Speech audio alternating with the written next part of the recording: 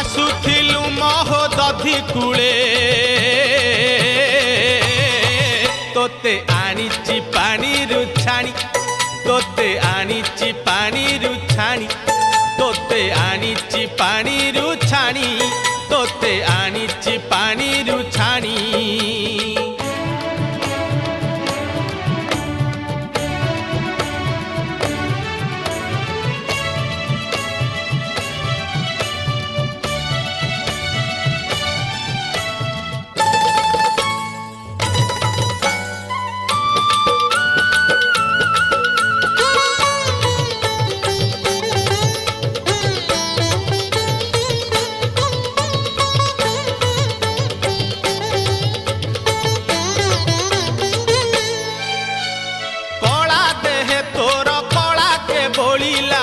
कालिया तो नाम किए से देला।